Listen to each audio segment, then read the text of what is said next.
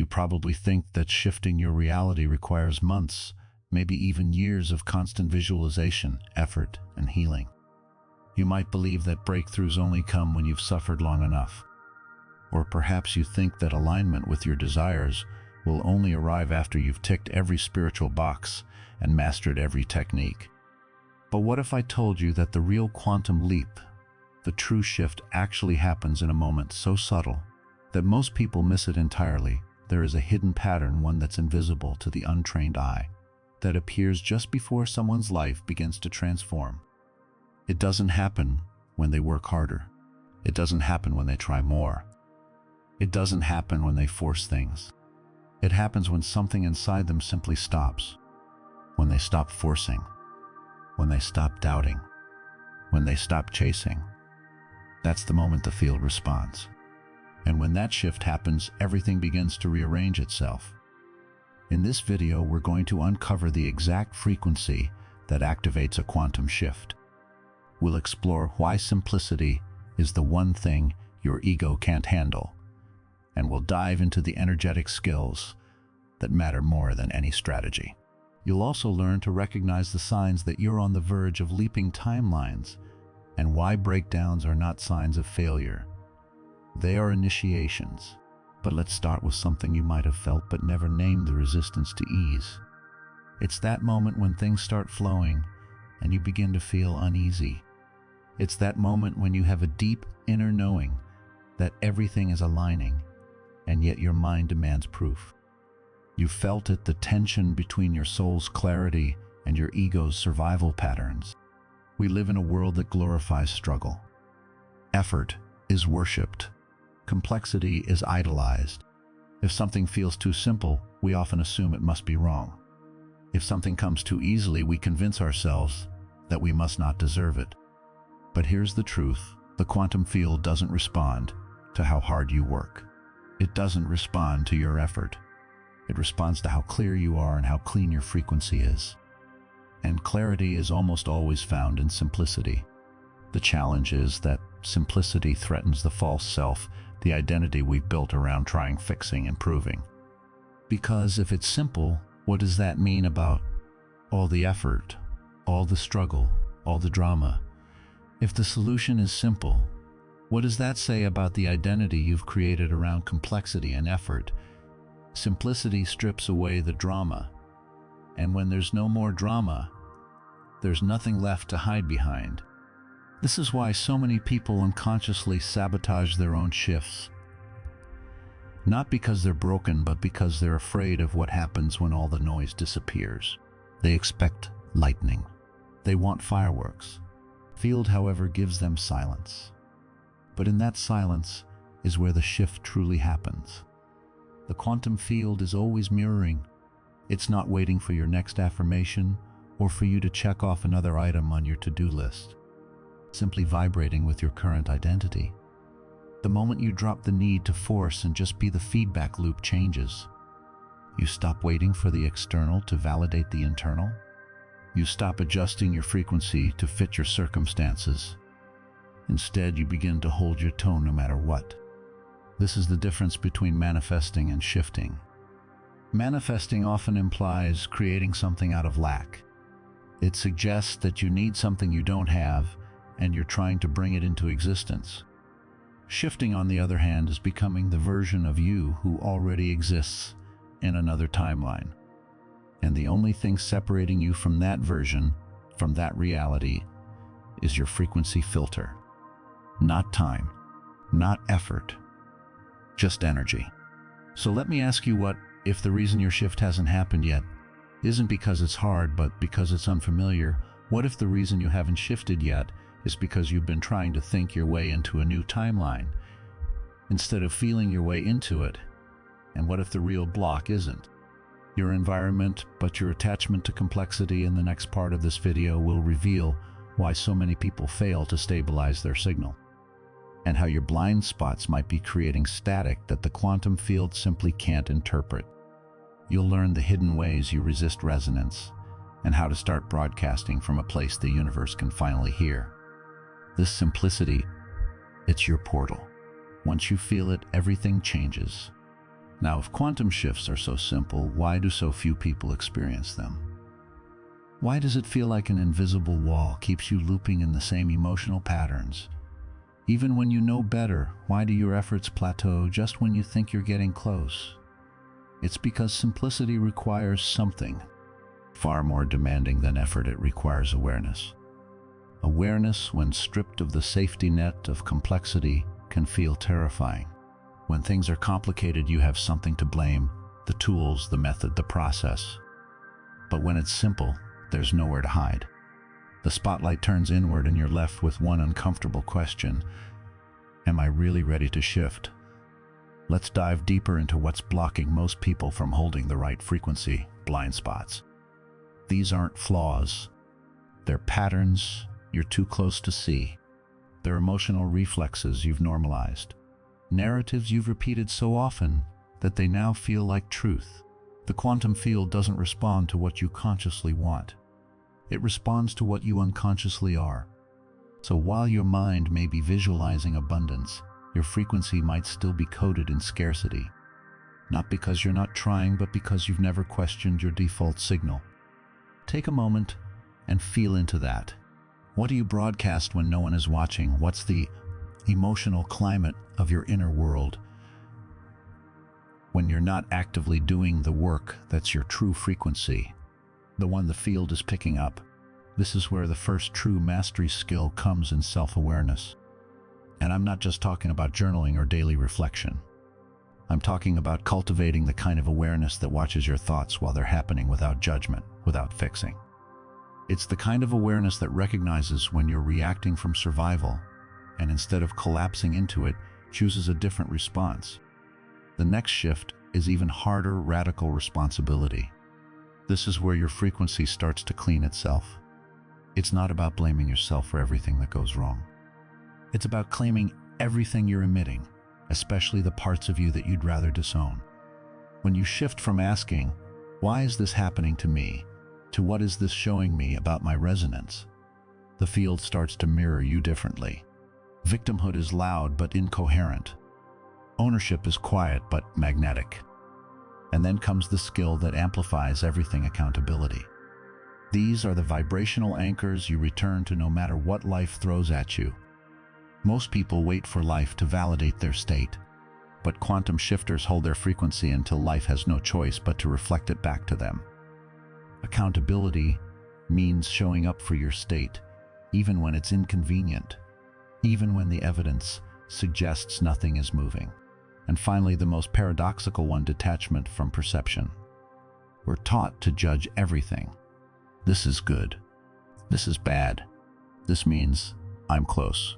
That means I failed. But what if your low moment is actually the final phase before your shift? What if what feels like a breakdown is just your old frequency collapsing in on itself? Detachment doesn't mean you stop feeling. It means you stop labeling your experiences. You let them move through you without assigning a verdict. The quantum field is not linear. The darkest moment could be the very calibration required for the light to land. You're not just learning to think differently. You're learning to hold your vibration as if it were the only truth. And that takes courage. It's easier to distract yourself with methods and mantras. It's harder to sit in stillness and admit I've been looping because I'm still filtering life through old stories. The quantum shift isn't complex, but it is surgical. It cuts straight through illusion. It exposes the parts of you that still need chaos to feel alive and asks, will you finally let those pieces rest? In the next part of this video, we'll dive into the moment right before the shift. That strange energetic tension that builds when your old identity begins to collapse and your new timeline is within reach. Most people misinterpret this as failure, but if you know what to look for, you'll realize it's the threshold of your breakthrough. Stay close, because what's coming next is where the old timeline ends and your true frequency begins. There's a moment, subtle, disorienting, and often misunderstood. It almost always comes right before a true quantum shift. It's the moment when the old timeline begins to loosen, but the new one hasn't anchored yet. You feel suspended, like you're standing in a hallway between two realities. Past no longer fits. The future isn't clear. Everything inside you is screaming to do something, when in truth, you're right on the edge. This space is sacred, but it doesn't feel that way. It often shows up as confusion, fatigue, misalignment, or even despair. You might feel like you're failing, like the path you were so sure about suddenly vanished, or like your vision is breaking down instead of coming alive. And if you don't understand what's happening, you'll misread this as a sign to turn back, shrink, try harder, or worst of all, doubt yourself. But this is not failure. It is the threshold where everything changes and all you need to do is stay present. Here's the truth. This is not a collapse. This is a calibration. Before any quantum jump happens, your field needs to let go of its current coherence pattern. It's like tuning a radio from one station to another. There's static in between. That static is the disorientation you feel. It's emotional noise. It's the urge to run away from uncertainty, but it's not a warning. It's a threshold. The old frequencies simply cannot hold the new version of you. It can't hold your next chapter. That's why things feel like they're falling apart. What's really happening is this: the energy that held your old identity together is disassembling. The beliefs, habits, and energetic loops that have defined who you were, those things are losing their charge. And without that charge, your ego has nothing to grip onto. So naturally, it panics. It creates fear, doubt, restlessness. But here's the thing that's not a mistake. That's your ego trying to pull you back into the loop. This moment just before the shift is where most people quit. Not because the field says no, but because they interpret the friction as failure instead of recognizing it as the friction of transformation. Truth is, if it feels shaky, you're close. If things feel uncertain, you're almost there. What you're actually experiencing is your frequency shedding everything that no longer aligns with who you're becoming. This is why the skill of detachment is so essential during this time. If you judge this transitional space too soon, you'll assign it a meaning that pulls you backward. You might call it wrong. You might name it stuck. You might claim it as proof that nothing is working. But the moment you do that, you stabilize the old pattern again. You reinforce it. But if you can stay centered, not in effort, but in awareness, something powerful begins to shift under the surface. The chaos softens. The edges begin to dissolve. You begin to feel more at ease. You stop forcing. You stop trying to push yourself forward. And that's when you become magnetic, not because you're trying, but because you've stopped leaking energy through resistance. Right before the shift, your nervous system is learning to hold more power. And that power doesn't come from intensity. It comes from coherence. When you choose to stay present in uncertainty, without labeling it or labeling yourself, your field starts to organize itself around your stillness. This is when the quantum field begins to respond. So what can you do in this space? Well, nothing in the traditional sense. This is not the time to fix things, hustle, or push. This is the time to tune. It's the time to breathe into the discomfort. Observe the stories playing out in your mind. Soften your timeline. Your job is not to force a new reality into existence. Your job is to become available for it. That's the real shift, not controlling the outcome, but surrendering into the vibration that already contains it. Now let's break down exactly how the quantum field reads your signal and why what you think you're emitting might not be what the field is actually receiving. We'll also explore how to clean your resonance so you can align with the life that's already waiting for you in the quantum. You don't need to push harder. You just need to hold your signal.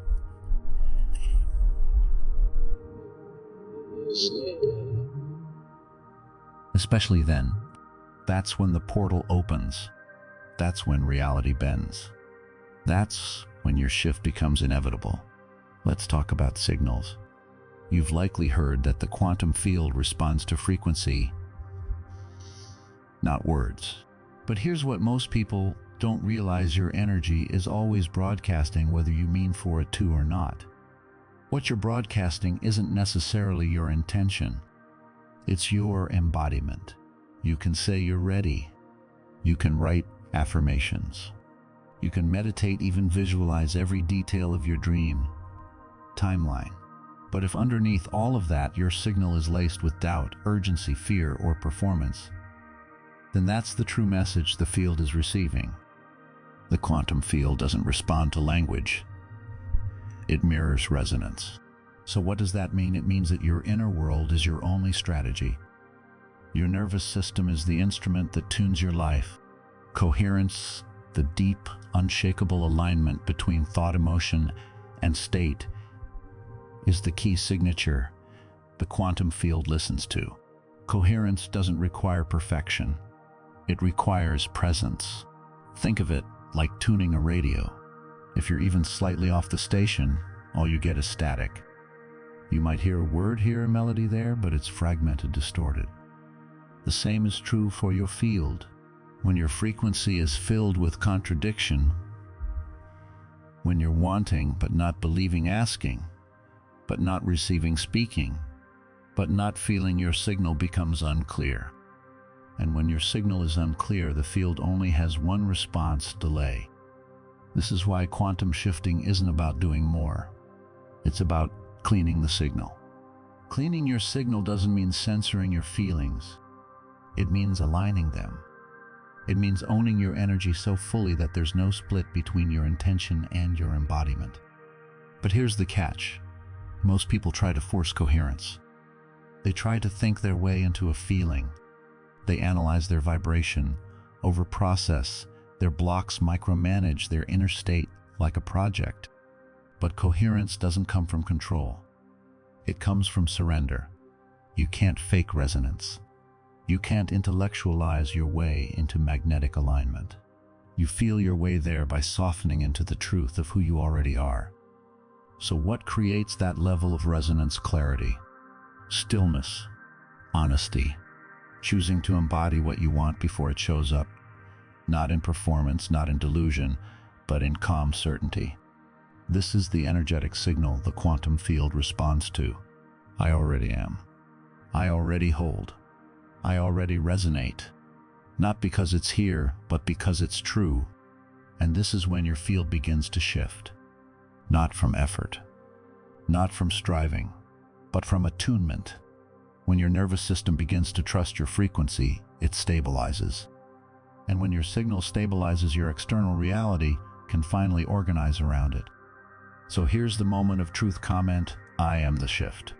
Let that phrase be your anchor, not as a declaration to the universe, but as a recognition of what already exists within you. Say it not to convince, but to confirm. Because when you speak from embodiment, the field listens. And when the field listens, reality moves. Now, let's decode the exact mechanics of how the field mirrors you, how your attention acts as a selector, how coherence becomes a command, and why effort is the least effective way to generate change. What you'll see is this: you don't shift reality. You shift into the version of you that already lives there. And that shift, it begins right now. Now that you've felt the truth of coherence and the power of resonance, it's time to explore how the quantum field actually responds. If you've ever wondered why some intentions seem to manifest instantly while others float endlessly in possibility, the answer is simple. The field doesn't reward desire. It reflects your dominant vibration. And that vibration is dictated by one thing: where your attention lives consistently. When your attention aligns with your true frequency, the quantum field has no choice but to reflect it back to you. When your signal is coherent, stable, and unwavering, your reality must follow suit. And that's when the shift becomes inevitable. This is how you collapse the illusion of time, how you collapse the illusion of effort. Because in the quantum field, the moment you embody your true frequency, everything begins to bend and align. The only thing left for you to do is stay present, to hold your vibration, and to trust that everything you desire is already making its way to you. And when you do that, when you stop pushing and start allowing, the field will respond. The shift will happen not tomorrow, not in a week, but in the now. The quantum leap you've been waiting for is no longer a distant dream. It's your present reality. Let's break that down a little further. The quantum field is infinite, and every version of you already exists within it. Every potential outcome, every possibility is already encoded, waiting not to be created, but to be observed. The observer effect in quantum mechanics shows us that particles don't form into matter until they're measured, until they are focused on, collapsed from wave into form. This means that your attention isn't just passive. It's active. It's constructive. It's choosing which version of reality steps forward. This is why quantum shifting isn't about controlling outcomes. It's about selecting them with your focus and stabilizing that selection with your state. Most people don't realize that their attention is fragmented. One moment they're focused on abundance, the next they're worrying about lack. They might even feel hopeful in the morning and then by evening find themselves sinking into doubt. That's not consistency. That's a chaotic broadcast. And here's the thing, the quantum field doesn't punish that chaos. It doesn't even judge it. It simply mirrors it. And that's why the results seem scrambled, delayed, unclear. But when your attention becomes focused, when you learn to hold your vision without chasing it, without needing it or doubting it, something extraordinary happens.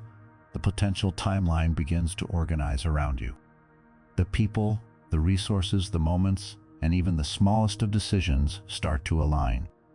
Not through effort, but through entrainment, through resonance. You're not forcing reality to change. You're collapsing into the version of reality that's already vibrating at your frequency. But here's the nuance that almost no one talks about. You don't shift with thought alone. You shift with identity. Your thoughts may want the shift, but your subconscious identity, the deep, often unspoken emotional signature you're operating from, might still be tuned to the old pattern. And if that's the case, the field will mirror your identity, not your thoughts. This is where the internal work becomes sacred. It's not about ticking off a to-do list. It's about a return, a remembering. Every time you bring yourself back into coherence, not by fixing but by remembering, you reinforce a new identity. Not an identity you're trying to become, but one that already exists within you, waiting for permission to lead. So ask yourself, who are you being right now? Not in your performance, not in your effort, but in your tone, in your truth, your stillness. Because that version of you, the one already living the life you've been visualizing, is not waiting. It's available to you, and you access it not by reaching for it, but by receiving it. In our final section, we will crystallize this journey. We'll reveal how to fully integrate quantum shifting as a natural process, not something you do, but something you live. We'll also explore how to stabilize your new timeline so that it doesn't just appear temporarily, but becomes your new normal. Stay close, because the shift isn't ahead of you. It's already happening. Now let's bring it all together. You now understand that the quantum field doesn't respond to effort. It responds to coherence. It doesn't care what you say you want. It reflects what you consistently are. The shift, it's not out there, it's within you. Simpler than anyone dares to believe. And the simplicity, it's so simple that the ego often overlooks it, dismisses it, or tries to complicate it. But here's what those who actually shift, those who live in new timelines, know: the simplicity isn't a trap. It's the truth. The reason so few stabilize in their new reality isn't because they're doing it wrong. It's because they don't stay long enough in the signal that allows it to become real. Let's say it plainly, you don't quantum shift by doing more. You shift by aligning more cleanly, more calmly, more truthfully. You shift when you stop running after the version of you that already exists and start being them. Now, that doesn't mean you fake it. It doesn't mean you force joy when you feel grief. It means you hold space for the full spectrum of experience without collapsing your identity. That's emotional mastery. That's energetic maturity. That's what the quantum field responds to. You're not here to chase the shift. You're here to embody the one who shifts easily. And once you realize that life stops being a pursuit and becomes a mirror, that's when you move through reality differently. Your energy enters the room before you do. You speak less, but you're heard more. You ask less, but receive more. Not because you're manipulating the field, but because you are the field in harmony with itself. This is why the masters of manifestation don't teach methods. They transmit states. They help you feel something ancient, already alive within you. They don't add, they reveal. And so this is your invitation to remember what you already are right now in this moment. The timeline already exists, the one where you are clear, calm, magnetic, certain, aligned. Not because everything around you is perfect, but because you are no longer outsourcing your frequency to your circumstances. Let this be the shift that stabilizes. Let this be the signal you return to again and again, not to perform, but to belong. And if you've made it this far, you already know this isn't just a video. It's a transmission. Something in you, something subtle but unmistakable, has already started to rearrange. If you felt it, if it resonated, if something clicked, subscribe now. Not just for the next video, but for the next version of you. This isn't just a channel, it's a frequency. And every subscriber is a signal to the field, I remember who I am. Welcome back. You've always been the shift. And now the field knows it too. When you embrace this process, your frequency starts to align with the reality that matches it. The old patterns and behaviors fade, and your reality transforms to match the frequency you've settled into. The more you hold this frequency, the more the quantum field will respond, bringing the people, opportunities, and circumstances that reflect your new state of being. It's not about controlling the world around you, but about aligning with the version of reality that already exists within you, waiting to be revealed. And the moment you truly embody this, everything will shift.